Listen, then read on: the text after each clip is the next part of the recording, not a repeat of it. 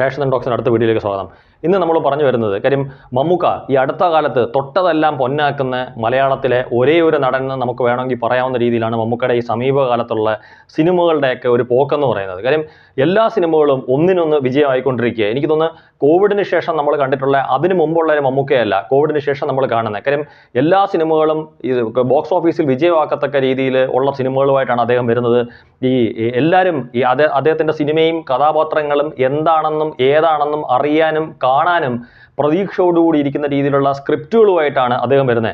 അതുപോലെ തന്നെ നമുക്കറിയാം വ്യത്യസ്തമായ വേഷങ്ങളിലൂടെയാണ് അദ്ദേഹത്തിൻ്റെ ആരാധകരുടെയും അല്ലെങ്കിൽ മലയാള അല്ലെങ്കിൽ ഇന്ത്യൻ സിനിമാ പ്രേമികളുടെ മുമ്പിലേക്ക് മമ്മൂക്ക വരുന്നതെന്ന് പറയുമ്പം ആദ്യമേ ഒരു കാര്യം പറയുമ്പോഴത്തേക്ക് നമ്മുടെ ഇൻഡസ്ട്രി എന്ന് പറയുന്ന മലയാളം, അതായത് മോളിവുഡ് എന്നറിയപ്പെടുന്ന മലയാളമാണ്.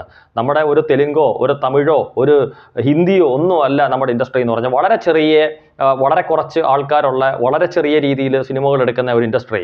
ഇപ്പം നമ്മൾ പറഞ്ഞു വരുന്നത് എന്തിനാന്ന് വെച്ചാൽ ഒരു സൗത്ത് ഇന്ത്യൻ ബോക്സ് ഓഫീസ് പുറത്തുവിട്ടിരിക്കുന്ന കണക്കുകൾ അനുസരിച്ചിട്ട്, അതായത് കോവിഡിന് ശേഷം റിലീസ് ചെയ്തിട്ടുള്ള മലയാള സിനിമകൾ, അതായത് കോവിഡിന് ശേഷം റിലീസ് ചെയ്തിട്ടുള്ള മലയാള സിനിമകൾ, പ്രത്യേകിച്ച് മമ്മൂക്കയുടെ മലയാള സിനിമകളുടെ ഒരു കണക്ക് അവർ പുറത്തുവിട്ടിട്ടുണ്ട്.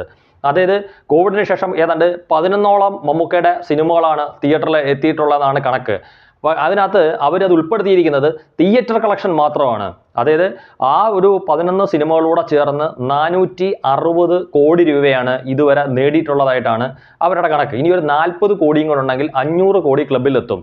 പക്ഷേ ഇതിനകത്ത് പ്രത്യേകത എന്താണെന്ന് വെച്ചാൽ ഞാൻ മുമ്പേ പറഞ്ഞ കണക്ക് ഈ 11 ചിത്രങ്ങളുടെയും തിയേറ്റർ കളക്ഷൻ മാത്രമാണ്, അത് വേൾഡ് വൈഡ് ആയിട്ടുള്ള തിയേറ്റർ കളക്ഷൻ മാത്രമാണ് അവർ ഉൾപ്പെടുത്തിയിരിക്കുന്നത്. അതിനകത്ത് ബിസിനസ് കളക്ഷൻ അവർ കൂട്ടിയിട്ടില്ല. അപ്പം എന്നാൽ പോലും ഈ പറഞ്ഞ കണക്ക് ഒരു 40 കോടിയും കൂടെ മിക്കവാറും അടുത്ത ഒരൊറ്റ സിനിമയിൽ നിന്ന് മാത്രമുള്ള തിയേറ്റർ കളക്ഷൻ എടുത്തു കഴിഞ്ഞപ്പോൾ നമുക്കറിയാം മമ്മൂക്കയുടെ പ്രദർശനത്തിന് കാത്തിരിക്കുന്ന ബസുക്ക, അടുത്ത മമ്മൂക്കയുടെ റിലീസ് ചെയ്യാൻ പോകുന്ന സിനിമ ബസുക്കയാണ്. അപ്പോൾ ബസുക്ക എന്ന് പറയുന്ന സിനിമ അതല്ല, ബസുക്കയ്ക്ക് മുമ്പ് ഇനി എന്തെങ്കിലും കാരണം കൊണ്ട് ഗൗതം വാസുദേവ മേനോന്റെ സിനിമ റിലീസ് ചെയ്താൽ പോലും ആ സിനിമ വേൾഡ് വൈഡായിട്ട് ഒരു 40 കോടി ക്ലബിൽ തിയേറ്റർ കളക്ഷൻ മാത്രം എത്തിക്കഴിഞ്ഞു കഴിഞ്ഞാൽ അത് 500 കോടി മമ്മൂക്കയുടെ സിനിമകൾ, അതായത് കോവിഡിന് ശേഷമുള്ള മമ്മൂക്കയുടെ സിനിമകളിൽ നിന്നും മാത്രം. അപ്പോൾ ഈ ഒരു കണക്ക് പ്രകാരം മലയാളത്തിൽ മറ്റൊരു താരങ്ങൾക്ക് ഈ കോവിഡിന് ശേഷം ഈ ഒരു 460 കോടിയിലേക്ക് സിനിമകളുടെ കളക്ഷൻ എത്തിക്കാൻ പറ്റിയിട്ടില്ല, തിയേറ്റർ കളക്ഷൻ എത്തിക്കാൻ പറ്റിയിട്ടില്ലെന്നാണ് ഈ സൗത്ത് ഇന്ത്യൻ ബോക്സ് ഓഫീസ് പുറത്തുവിടുന്ന ഈ കണക്കുകൾ പ്രകാരം നമുക്ക് മനസ്സിലാക്കാൻ സാധിക്കുന്നത്. അപ്പോൾ നമുക്ക് ആദ്യം ഒരു കാര്യം നോക്കാം. മമ്മൂക്കയുടെ ഈ ഓരോ സിനിമകളും തിയേറ്ററിൽ എത്ര കോടി രൂപയാണ് കളക്ട് ചെയ്തിരിക്കുന്നതെന്ന് നമുക്കൊന്ന് നോക്കാം. ഈ ലിസ്റ്റിൽ അവർ ആദ്യം കൊടുത്തിരിക്കുന്ന ഭീഷ്മപർവമാണ്. ഭീഷ്മപർവം തിയേറ്ററിൽ നിന്ന് മാത്രം കളക്ട് ചെയ്തിരിക്കുന്ന 88.1 crores, അതായത് 88 കോടി 10 ലക്ഷം രൂപയ്ക്ക് അടുപ്പിച്ചാണ് ഭീഷ്മപർവം തിയേറ്ററിൽ നിന്ന് കളക്ട് ചെയ്തിരിക്കുന്നത്. പിന്നീട് അവർ ഈ ലിസ്റ്റ് കൊടുത്തിരിക്കുന്ന കണ്ണൂർ സ്ക്വാഡാണ്. അത് ഏതാണ്ട് 83 കോടി 65 ലക്ഷം രൂപയാണ് കണ്ണൂർ സ്ക്വാഡ് തിയേറ്ററുകളിൽ നിന്ന് കളക്ട് ചെയ്തിരിക്കുന്ന തുകയെന്ന് പറയുന്നത്. പിന്നീട് കൊടുത്തിരിക്കുന്ന ടർബോയാണ്. ടർബോ 73 കോടിയാണ് തിയേറ്ററിൽ നിന്ന് കളക്ട് ചെയ്തിരിക്കുന്നത്. പിന്നെ അടുത്തതായിട്ട് കൊടുത്തിരിക്കുന്ന ഭ്രമയുഗമാണ്. അത് ഏതാണ്ട് 59 കോടി രൂപയാണ് തിയേറ്ററിൽ നിന്ന് മാത്രമായിട്ട് കളക്ട് ചെയ്തിരിക്കുന്നത്. അടുത്തത് അവർ കൊടുത്തിരിക്കുന്ന റോഷാക്കാണ്. റോഷാക്ക് ഏതാണ്ട് 39.5 കോടി രൂപയാണ് തിയേറ്ററിൽ നിന്ന് മാത്രം കളക്ട് ചെയ്തിരിക്കുന്നത്. പിന്നെ കൊടുത്തിരിക്കുന്നത് CBI 5 ആണ്. അത് 36.5 കോടിയാണ്.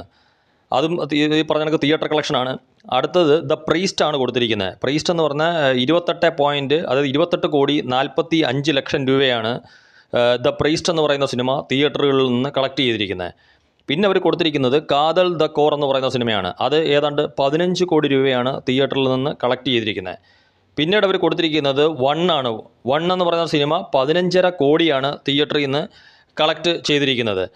പിന്നെ കൊടുത്തിരിക്കുന്ന ക്രിസ്റ്റഫറാണ്. ക്രിസ്റ്റഫറിനെ സംബന്ധിച്ചിടത്തോളം എനിക്ക് തോന്നുന്നു ഒരു വലിയ രീതിയിലുള്ള ബഡ്ജറ്റ് മുടക്കിയിട്ടുള്ള സിനിമകളുടെ ഈ ലിസ്റ്റിനകത്ത് കുറച്ച് കളക്ട് ചെയ്ത സിനിമ ക്രിസ്റ്റഫറാണ്. അത് ഏതാണ്ട് 11.25 കോടി മാത്രമേ തിയേറ്ററിൽ നിന്ന് കളക്ട് ചെയ്തിട്ടുള്ളൂ. പിന്നീട് നൻപകൽ നേരത്ത് മയക്കമാണ്. നമുക്ക് മുമ്പേ പറഞ്ഞ സിനിമയ്ക്കകത്ത് കാതല്ലാതെ നൻപകൽ നേരത്ത് മയക്കത്തിൻ്റെ സിനിമയുടെ ബഡ്ജറ്റുമായിട്ട് അടുത്ത് നിൽക്കുന്ന സിനിമയൊന്നുമില്ല. ബാക്കിയുള്ളതിനെല്ലാം വളരെ ഉയർന്ന രീതിയിലാണെന്ന് നമുക്കറിയാം. ഈ കാതൽ ദ കോറിൻ്റെയും നൻപകൽ നേരത്തിന് മയക്കത്തിൻ്റെയും നോക്കുമ്പം നൻപകൽ നേരത്ത് മയക്കം തിയേറ്ററിൽ നിന്ന് മാത്രം കളക്ട് ചെയ്തിരിക്കുന്ന ഏതാണ്ട് 10 കോടി 20 ലക്ഷം രൂപയാണ് തിയേറ്ററിൽ നിന്ന് മാത്രം കളക്ട് ചെയ്തിരിക്കുന്നത്. അപ്പോൾ ഇത്രയും സിനിമകളാണ് തിയേറ്ററിൽ നിന്ന് മാത്രം കളക്ട് ചെയ്തിരിക്കുന്ന ഈ 11 സിനിമകളാണ് ചേർത്തിട്ടാണ് 460 കോടിയായിട്ട് അവർ കണക്കുകൾ പുറത്തുവിട്ടിരിക്കുന്നത്. Thank you.